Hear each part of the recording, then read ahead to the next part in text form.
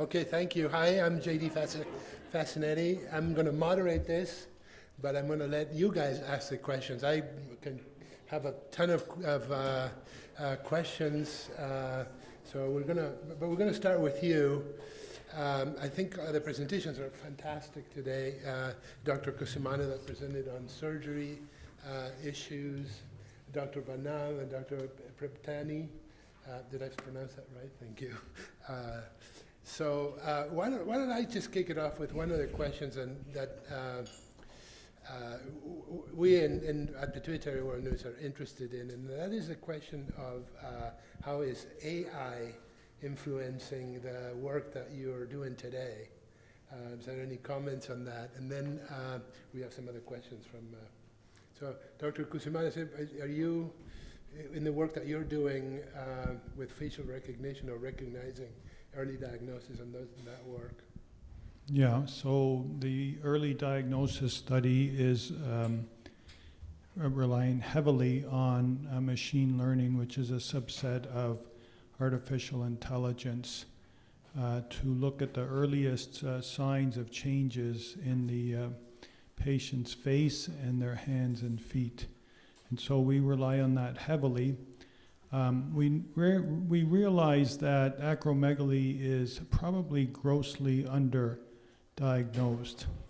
And we know, and we've heard repeatedly, that primary care physicians get minimal education about it, and other people get minimal recognition of it, ranging from dentists to jewelers, we've heard. Mm-hmm. But we're moving into a phase of our human history where people have access to large information databases and artificial intelligence is around us. And so one of the ideas is that people already go to Dr. Google repeatedly.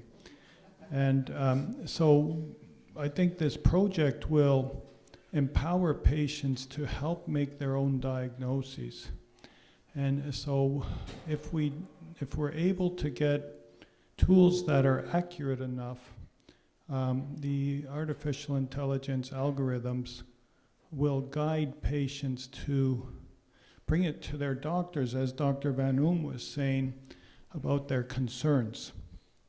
And so someone shows up with early diabetes and has a probability of, say, 80% of having acromegaly as well. In the future, those algorithms will be able to help the patient to seek the care that they need, and we will decrease that delay in diagnosis, which is about 10.5 years now in Canada. And again, access the disease very early and improve their chances of cure and move to a more personalized approach. So that's one way we're using artificial intelligence. We're also using it to look at, you can use it very well to look at prognosis. And so we're doing a number of works looking at prognosis and also identifying signals in what people are telling us, both on their tests but also personally, as whether there are unrecognized things that doctors traditionally haven't looked at that may be giving us a signal to look at.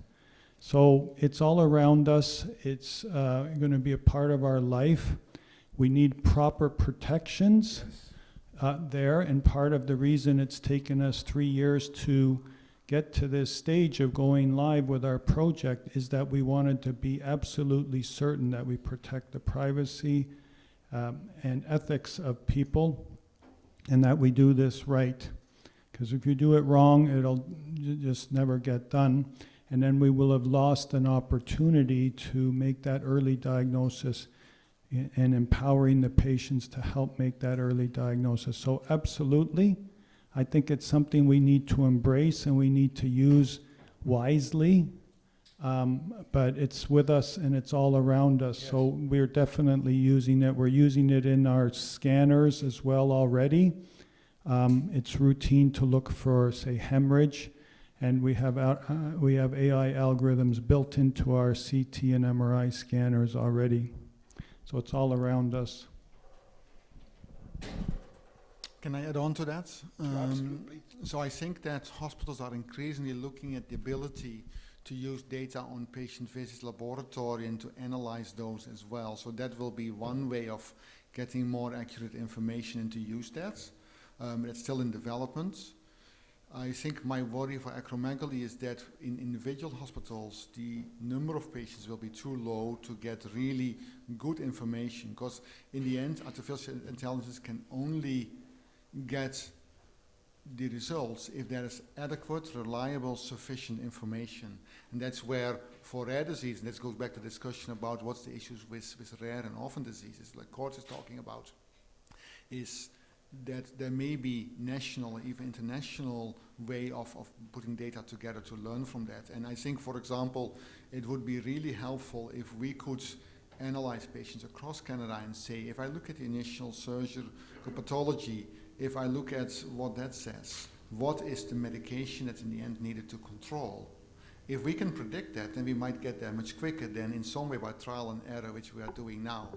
So I think there's the potential there, but it's clearly a long way to go to realize that. But it requires all of us to work together and put the information in, because if we put in no information, there's nothing that AI can do to help us. Yeah, you might be wondering if we'll still have a job with AI. I hope so. I have nothing to say about AI. No, I think hopefully you'll still need us because the bedside issues are still important and for the journey. I'm excited about AI, but I think we still have to use our brains because we have one. Although it doesn't function as well sometimes when you're tired, and yeah, so it's exciting time, but How we do it is going to be critical. yeah, how we do it and ethics behind it and patient privacy and stuff. But I think we'll have to supplement with I still think humans are important. Most of us, we can argue on who's not and who is. All of us probably are. But I think we'll have to supplement AI with still our own brains and to make sure we arrive at the same diagnosis and there's correlation and we're managing our patients properly, because at the end of the day, medicine it's not just science. There's a huge art to medicine and therapeutic touches, and we're very lucky to be what we're doing, and it's a privilege rather than more than anything. So I think that's my comment about AI. It's supplementary. It's a hybrid. Yes, hybrid. I think that's the right word. It's a hybrid, complementary approach. Okay, so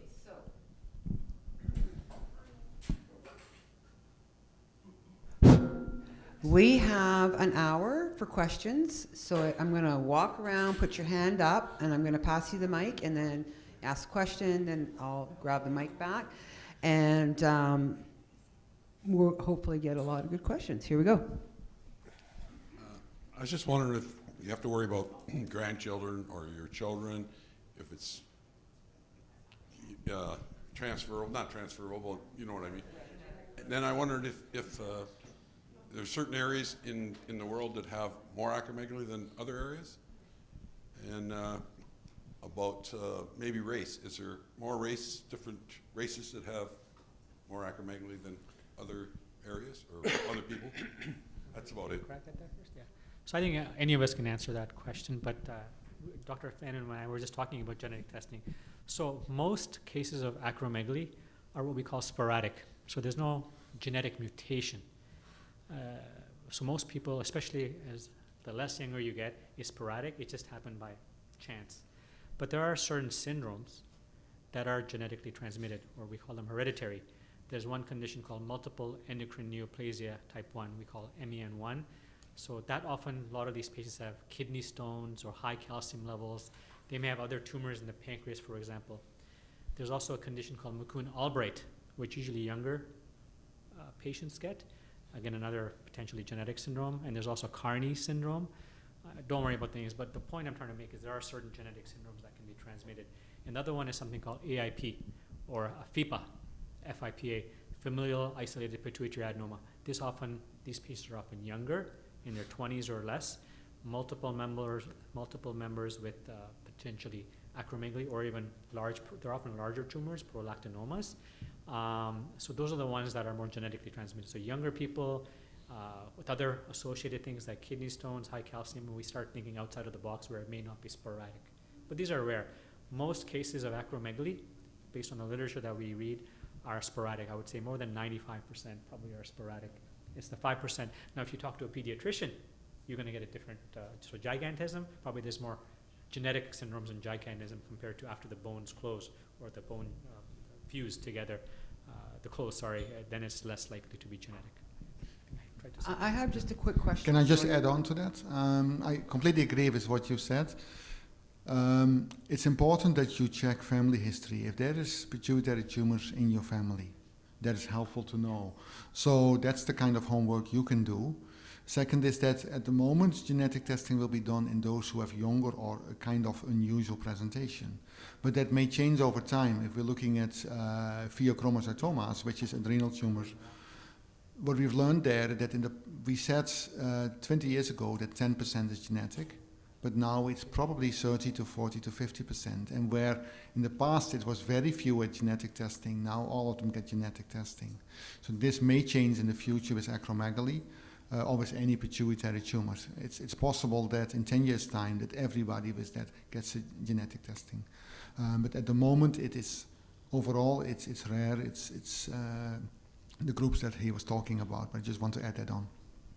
How many patients here have actually had their endocrinologist ask you to do the test to find out if you are a carrier? Like genetic test, sorry. One person? That's it? And the point there, Deanna, is most cases are sporadic. That's why we need to pick people. Okay, so you can ask your endocrinologist to request this blood work if you feel or you're nervous that you might be a carrier, to help you calm your mind, right? And then it'll help you, right? Because I know I watch my younger daughter. She's a big girl, right? So I think that the appropriate question is to ask your endocrinologist, do I have an indication for genetic testing? Yeah. And they may say, well, given the age, given the lack of family history, there's no reason to do that, given what we know right now. But they may say, because of a young age or family history, there is a reason as well. So I think the question is, do I have an indication for testing? And then sometimes the answer can very appropriately be no, that is not. Sometimes it can be yes, but I think that's a question that your endocrinologist should answer. It's a fair question to ask. Yeah, in my case, I had a first cousin who developed acromegaly about the same time I did. And I didn't know for 45, 50 years. So. And I was lucky enough to meet Dr. Martha Corbinitz, who's one of the scientists that's doing a lot of research on acromegaly in England, and actually studying the AIP mutation. Very interesting. There is one condition that is a zebra, so not the pituitary tumors, but ectopic GHRH, the neuroendocrine tumor, often found in the bronchus or the lung or the pancreas. They have a much higher incidence of multiple endocrine neoplasia type 1, but those are so rare, right? Remember, more than 95% are pituitary, and very, very rare cases are due to the neuroendocrine tumors or the excess growth hormone releasing hormone, and they have a higher risk of MEN1. So we screen them. I've had one case that we screened, it still came back negative. So even if you think of a genetic syndrome, it's probably going to be negative, probably, right? Because common things are still common. But we do it if it's indicated, like it was mentioned. I would just mention that we have a couple of articles from Dr. Martha Corbinitz on Pituitary World News, if you'd like to learn more about that. And it's really interesting, very interesting work. But I think what I would say if you have a test is, there's a lot more that we don't know, that we do. So if you have any suspicion, just, at the first sign, get your kids or grandkids or, relatives checked. So anyway. So it's kind of a 50-50 thing. Yeah. Okay. Another question? Questions. We talked about exposure, and I hate to put the pressure on you, but I think it's up to the endocrinologist. Like, we can sit here and say we're doing this work, But what about at medical conferences? Or, we talked about this last time. Do they bring this topic up with just general practitioners? Is acromegaly a topic at conferences? Have you been to some where they're like, this is the topic, not the topic, but one of others? So it's at endocrinologist meetings, it is a regular, probably recurring all the time. Dr. Prebtani and I are also part of the Canadian Endocrine Update, which is an educational initiative for endocrinologists, and we have since about, I think, 8 years or 9 years, we've also now done this for primary care. And so, which means that we have, every couple of years, we address one of the pituitary diseases. It might be pituitary insufficiency, it might be Cushing, it might be acromegaly, to remind sort of what are the screening, the presentation as well. So it comes up incidentally. It still depends on who attends and who retains that as well, but that's where it comes up in some way. The other things that we occasionally do is that we write something for either a journal like the Canadian Family Journal or the CMAJ to get attention. For example, I've written about acromegaly, also about Cushing as well, and a one-pager, two-pager, how to present as well. But I think the key part is that even with the education, doctors who rarely see this, the risk is that they think about it in 2 or 3 or 4 patients, the testing is negative, and then they start to forget about it. So we need to keep reminding them, and it cannot take away also the need to advocate for yourself as well. And medical school is, I don't know how it gets taught in most centers. I think probably all will address, but it will be maybe 15, 20 minutes or so that gets addressed in there. What it will always be is the classic presentation. And the issue is that only a minority of patients present with exactly all the symptoms. And you know that as well, what you present with first and how to screen early on. So the challenge is to, on one hand, say, this is the classic presentation, but also in other things, think about it. If you have somebody young who has developed fairly suddenly both diabetes and hypertension, think about underlying condition like acromegaly, like Cushing. So it also requires understanding and thinking on the behalf of all physicians ongoingly. Yeah, the thing is it's a rare condition as we know, and we chair this course together, McMaster and Western together, and a lot of the topics we based on needs. We always want to look at the needs of the audience. That's really important rather than my needs or any one of our needs. It's really important to look at the needs of the audience. And most family doctors have not diagnosed acromegaly. There's so many, the other issue is that there's so many other common conditions that we're not dealing with that well also, right? It varies, like diabetes, hypertension, back pain, lipid issues, atrial fibrillation, and family doctors have to know a lot. There's 400 guidelines that the family doctors have to know, hip guidelines, osteoporosis guidelines, where as specialists, we have to know maybe 20, 30 guidelines, so they have a lot. So it's all about priority, right? Where do you prioritize? I think acromegaly is very, very important, but the primary care doctor maybe has a huge pediatric population, and attention deficit hyperactivity disorder may be very important. So it's all priorities and needs and stuff. But one thing we do try to do is at our conferences, we try to pick a couple of rare diseases, and we do invite primary care to attend. And we have a pretty good representation of family doctors. In fact, even on our planning committee, we have 2 family doctors who actually are part of the planning committee. So we're trying to incorporate primary care with specialists to make sure we get a breadth of topics that are relevant to all. Now, are they going to pick acromegaly every year? Probably not. But we try to pick a couple of rare, Cushing's or things like abnormal blood pressure issues like pheochromocytoma. So I just wanted to end off by saying for this part is that it's humbling. We're still learning. So if you ask me in 1 year, am I doing the same thing as I am today? Probably not. It's because that's the part of medicine. We have to remain humble, and we have to be flexible and change, because if we remain that I know everything right now, I know less today than I did 10 years ago, to be honest, because there's so much evolution, and that's why I have to always read and learn from my colleagues. Like today, I learned a lot just from my colleagues and my patients. Just one more thing to add on. I think it's important for family doctors to have a general principle. If they do a CT for headache or other reason, and that suggests a pituitary adenoma, particularly if it's more than 1 centimeter, that needs to be evaluated. And we did a study together with the group in Halifax, and of the patients who presented with an adenoma more than 1 centimeter, even though patients typically they don't have acromegaly symptoms. Actually, in the assessment, 5% had acromegaly. And so that was a different way of diagnosing through the image rather than because of referral, because of symptoms. So that can also happen. So I have another question. Can I have two? No. One. That was the first one. Just wanted to ask, Dr. Cusimano, how many, like, what's the frequency of having to take a second tour up somebody's nose?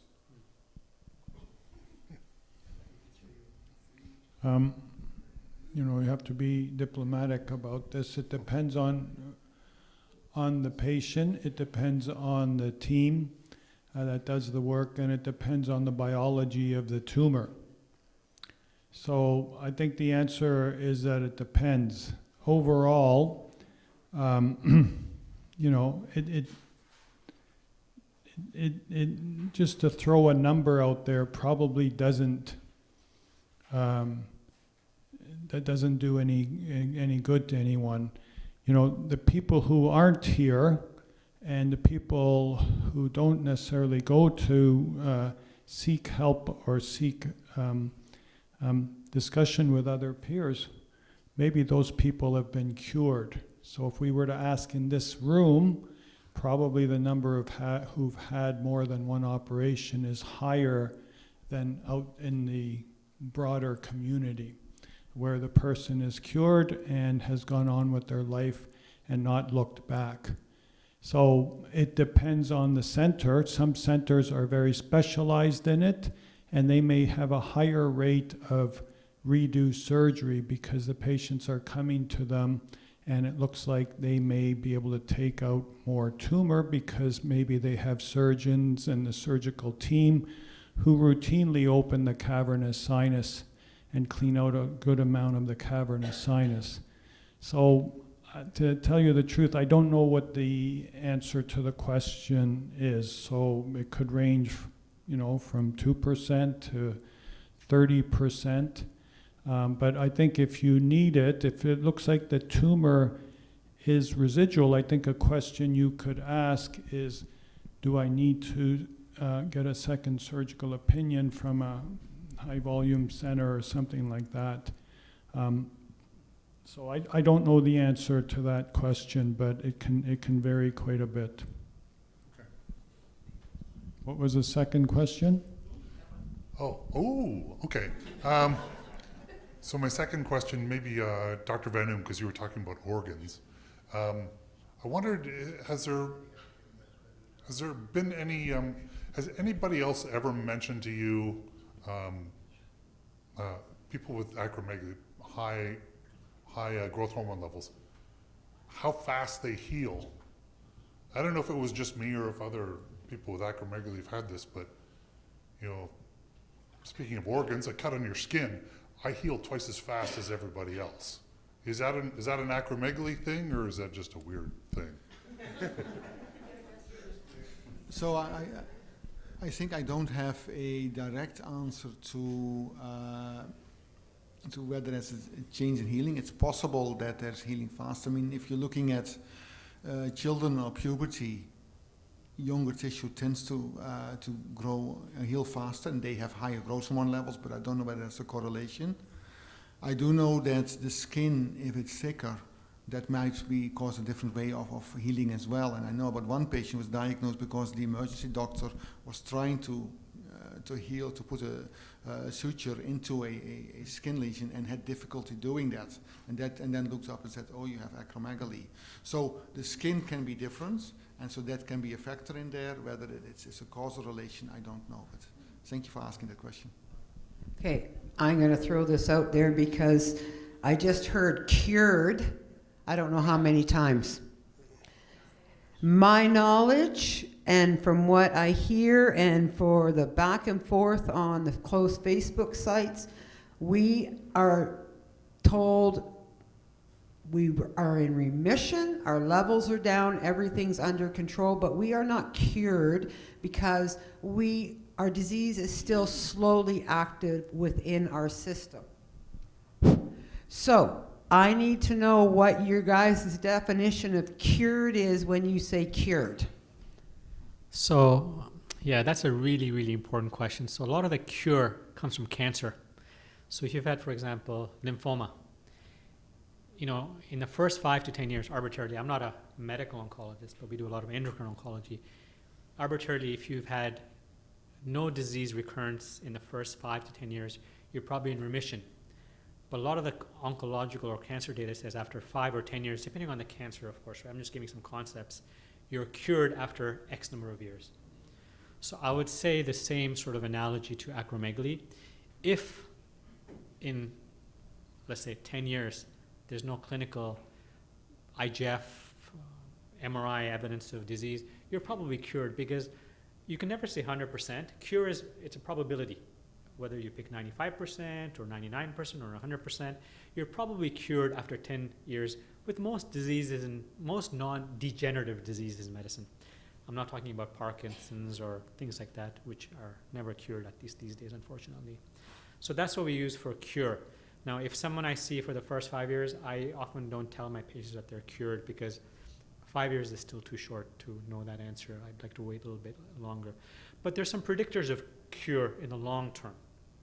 Predictors, not 100%. So if it's a tumor that's very, very small, if you have a very, very good surgeon, if it's just in the Turkish saddle, I mean in the cella, where the pituitary sits, and is small, then your prediction, the likelihood of cure is much higher. But I wouldn't tell someone they're cured in the first 2-3 years with acromegaly. I'd have to wait a little bit longer, but also look at all those predictive factors also. So the bottom line is we use personalized information to our patients, and it's case by case to see what your potential cure rate is. If it was a 3-centimeter tumor, there's still stuff in the cavernous sinus, then that tumor will probably not be, in 2023, it probably won't be cured, probably for a very, very long time, until we get more data.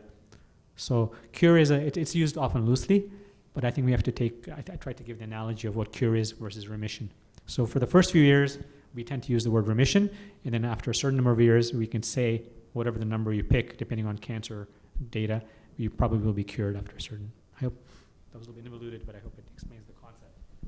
Now, just to add on to that, if we say it's cured, what we're really saying is you don't need any follow-up biochemical testing or imaging otherwise. If in remission, we're saying there's no sign of activity right now, but there's a chance it comes back. So that makes it difficult to say when do you differentiate between the two. But it has consequences for access to medical treatment following up as well. And maybe your worries about this or not, is it coming back? You need much longer histories and individual data, and maybe go back to the artificial intelligence to predict that, how likely it is.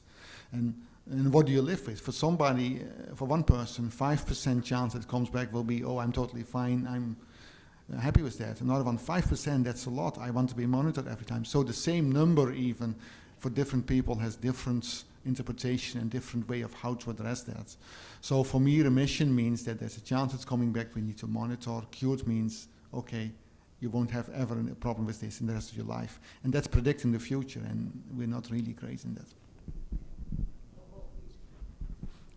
So one other point to add is that, particularly with this condition, is that, as you heard eloquently from the endocrinologist, that the condition affects things like our bones. And so the tumor may not be producing the hormone anymore. There's no tumor we can find in the body, and nothing's come back, and you're cured. You don't need any more follow-up for the tumor. You can still live with the effects of the disease. That doesn't mean that you have an active disease, though. The arthritis that the disease caused you is still with you, but that doesn't mean that the acromegaly is still active. So that distinction is important. That's what doctors are talking about.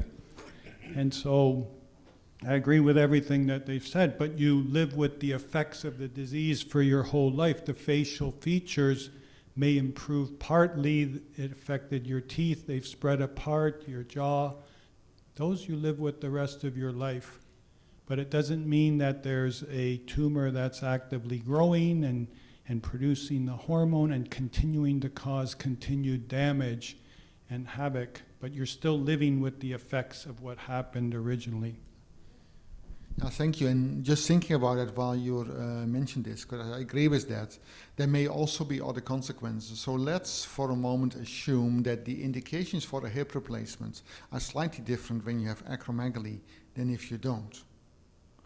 That means that if you're in a remission with a chance to come back, then those criteria may apply. While if you're cured, an insurance company or others may say you don't have the disease, so the criteria no longer apply to you. So there may potentially be consequences in the future as well. I don't know whether they're present, but I can see that as they're using artificial intelligence more as well, they will say, do you have a diagnosis or not? Does it change your access to various health issues as well? So I think we have to be very careful in what definition we use and what that may mean in the future. And I don't know, but I think that's one of the worries I have about using criteria based upon artificial intelligence without really knowing how that impact is there beyond the biochemical control on damage that is irreversible, which I talked about.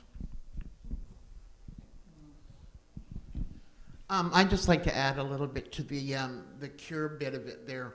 I had my surgery 12 years ago, but in the last 2 years or so, I have developed, like my tongue never stopped growing, like didn't get reduced in size, or I didn't lose much in my rings, but I started again with almost like menopausal symptoms with the heat bothering me and, the sweating and stuff. So I find it difficult to say I'm cured when I have symptoms that I didn't have for 8 years coming back on me. So I'm not I don't know whether it's classified as remission or whether it's now a case of it's recurred.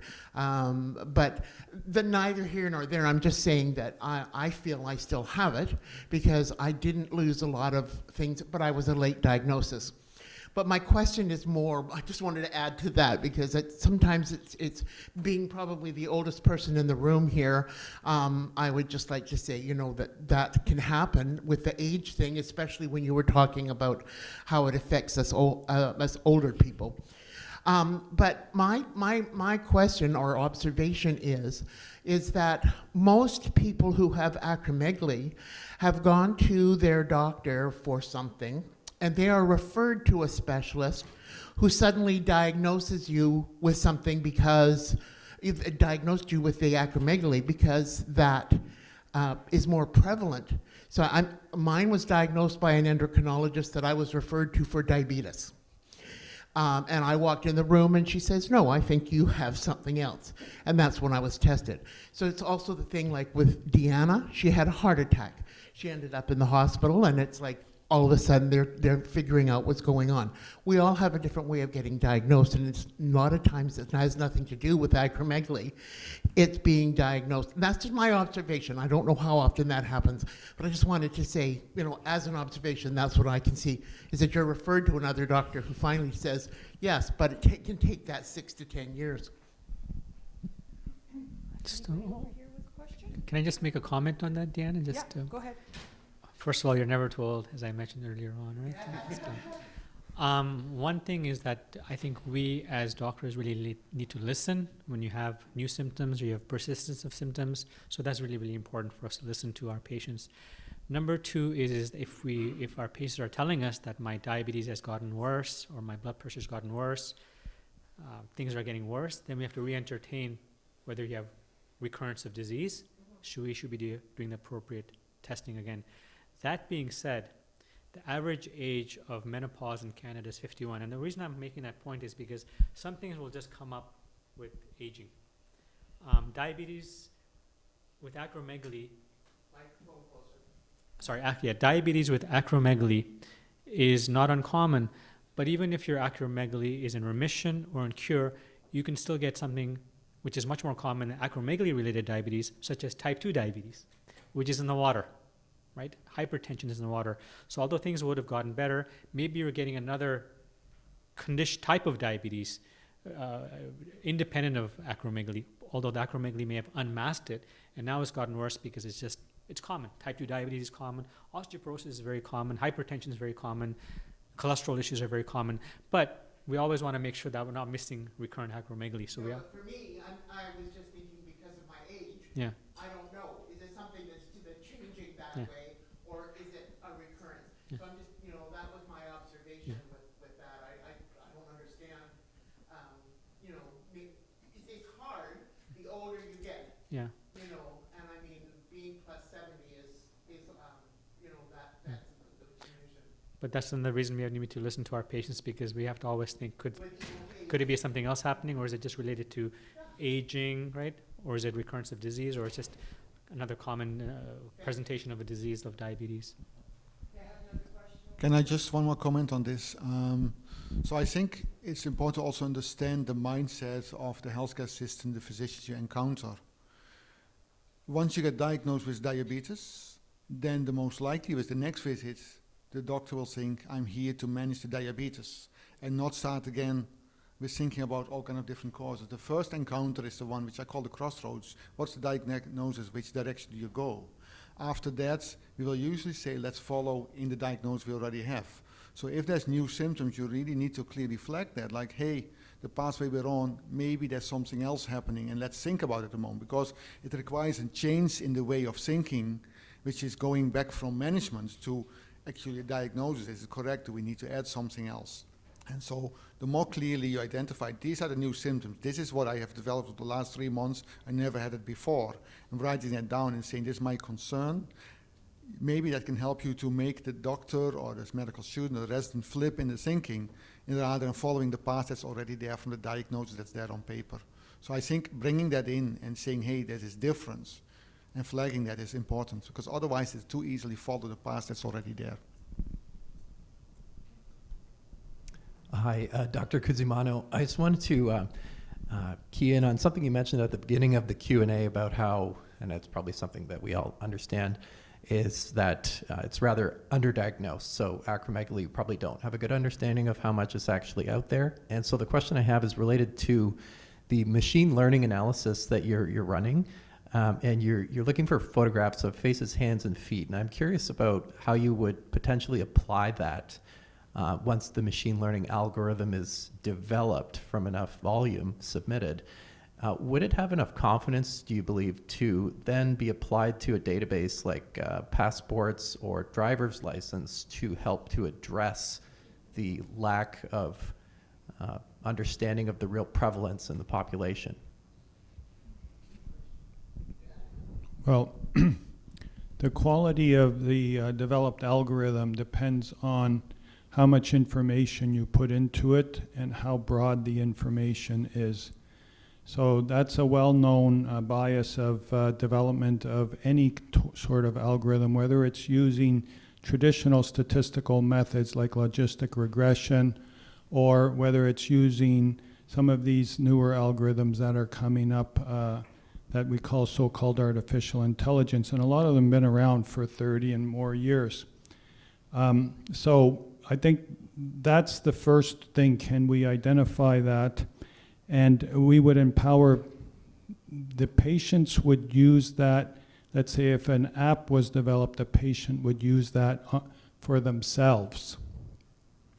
The question that you ask is, are you going to go and now use it to a big data set of passports? Absolutely not. Like, that's not the intention that the development is there for. And we don't have access to passport photos or Ministry of Transport photos or anything, and neither are we going to give the algorithm to a government so that they could do that, or to an insurance company or anything like that. So it depends on the quality of the inputted data, and the more people we have, and that's why people in this room and beyond are critical to developing the accuracy of it. And it's not meant to make the diagnosis, it's meant to highlight to people to go see their doctor that maybe they have a condition. Jill, do you want to? What I foresee this in the future is getting this app in the hands of sleep specialists or ophthalmologists or other people that could suspect the patient has this disease, run a scan, and then Yeah, thanks for adding that. So you saw some nice pictures there with all the different organs that get affected. And so, you know, again, someone comes in and they have diabetes and hypertension and they're only 30 years old. Well, as Dr. Prebtani said, we need to reassess the diagnosis. So if doctors know to say to the patient, why don't you put a few of your pictures into this app? It's still the patient who's going to have access and control of their own data. It's not me who's going to put the data in, it's the patient who's going to have control of their own data. And this is one reason it took us so long to get through all this. It meets the highest requirements for privacy, which are the European ones right now, the GDPR. And they have 500 pages of stuff. So it was actually, a lot of studies in North America can't meet that because we meet a different standard, which is the PHIPA kinds of standards. So, yeah, there's a lot of worry about, Big Brother and all this stuff, and that's why we have to do it right. And the feedback we've gotten is that we've done it the right way. Okay, so I got one more question, and then we're going to wrap up the question period. Yeah, I have a question for Dr. Prebtani and Dr. Vanu about your experience with GLP-1 agonist and patient with acromegaly and treating their insulin resistance, severe insulin resistant, and their body composition. We know that they have some lipodystrophy with the treatment Big Vizamint or because the growth hormone itself. So I just was wondering, how does it improve their lipodystrophy? Yeah, I can, first of all, Dr. Van can comment also. I'm not sure of any large databases on the use of GLP-1 analogs in treating acromegaly specifically with, for example, with diabetes. We use it for the reason of the mechanisms, increasing insulin secretion, decreasing glucagon, gastric emptying, appetite, and so on. But there is an indication of using incretins when hyperglycemia or high blood sugars develop while patients are on a drug called peseriotide, which is a second-generation somatostatin analog, where when you give that medication peseriotide, you actually lose incretin effect. And one of the incretins is GLP-1. So the first-line therapy outside of diet and lifestyle for someone who you put on peseriotide and they develop diabetes or hyperglycemia is before anything, even before metformin, because of the mechanism, is to either use a DPP-4 inhibitor, one of those drugs like the gliptins, like linagliptin, sitagliptin, sitagliptin, or semaglutide or Ozempic, vitamin O, as everyone's heard of, right? Vitamin O, which everyone wants, right? So, but from your question in terms of the lipodystrophy, I'm not aware of any literature. Maybe Rob Hegley from London might know, or Larry Leader, or Dr. Van. That's my question. In terms of the peseriotide, I can give you that answer because there's data on that, but I'm not sure about the lipodystrophy aspect. I don't have any additional information. That's a research question for you, Arij, for you to, I don't know, have you looked into or maybe didn't find?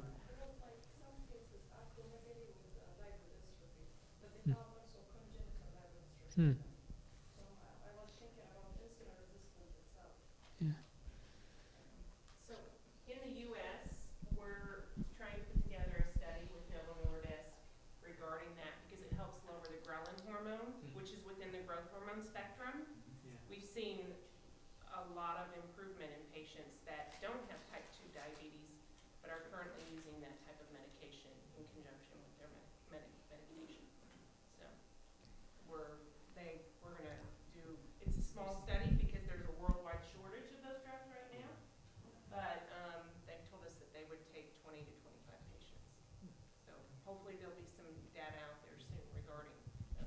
GLP-1 analogs, the drugs like the Ozempic type drug, it comes under a class of drugs called glucagon, like peptide-1.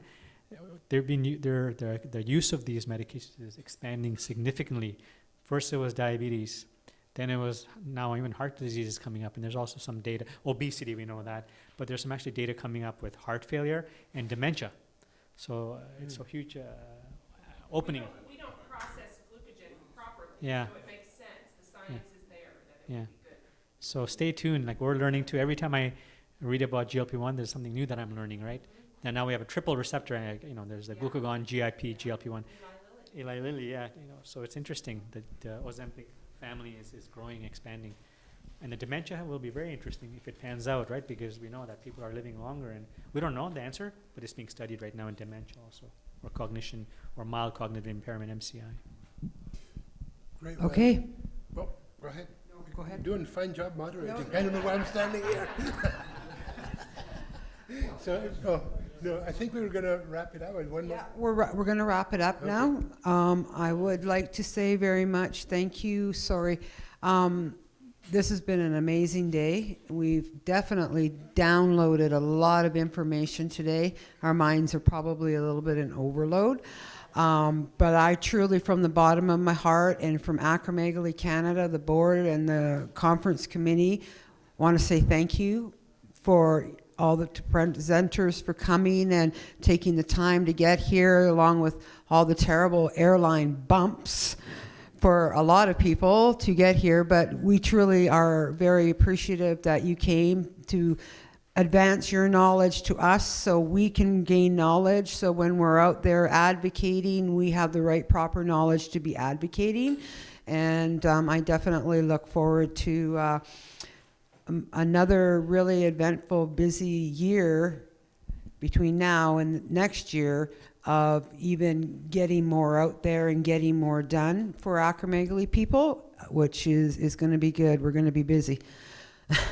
But it's nice to actually also have endocrinologists just come and sit and be in the audience and listen and learn more too. And that, to me, that is a game changer of we're doing good and we're moving forward, and I just see more good coming for Canada. So, but thank you all for coming.